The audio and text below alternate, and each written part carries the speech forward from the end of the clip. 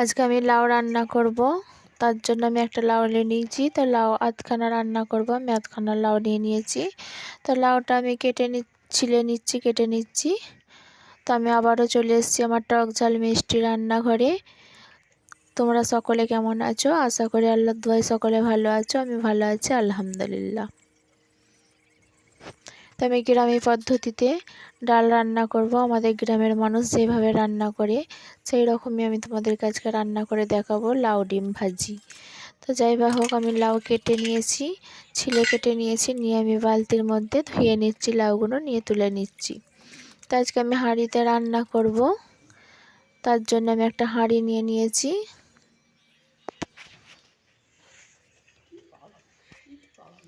তো এর মধ্যে আমি কিছুটা ডাল নিয়ে নিচ্ছি, 100 মতো ডাল নিয়ে নিচ্ছি। তো ডালটা আমি ভালো করে কষে ধুয়ে নিচ্ছি। তো আমি 2-3 বার পানি পাল্টে ডালটা ভালো করে ধুয়ে নিয়েছি। নিয়ে এর মধ্যে আমি লাউগুলো দিয়ে দেবো। দিয়ে ঘরোয়া মশলা যা হয় সেই সব মশলা আমি এর সঙ্গে দিয়ে সেজে নেব। লঙ্কা গুঁড়ো, হলুদ গুঁড়ো, জিরে গুঁড়ো, ধনে গুঁড়ো দিয়ে আমি সেজে নিচ্ছি। নিয়ে গ্যাসের ওভেন জেলে আমি হাঁড়িটা বসিয়ে দিচ্ছি সেদ্ধ করার জন্যে।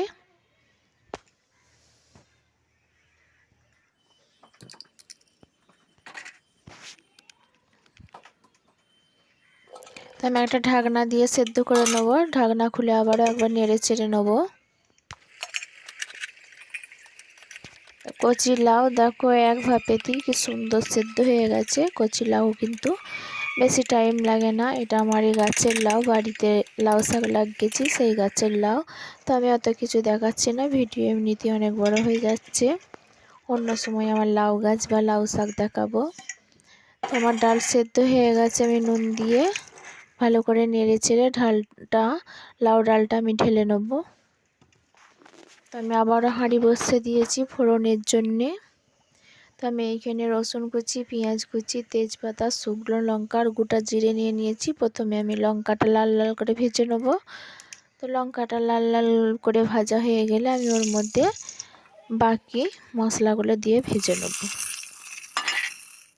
তো লাল লাল করে ভেজে নিয়েছি, পুড়ে যায় না যেন, পুড়ে গেলে কিন্তু খেতে ভালো লাগবে না ডালটা। তো আমার লাল লাল করে ভাজা হয়ে গেছে। এর মধ্যে একটু লাউয়ের ডাল তুলে দিয়ে দিয়েছি।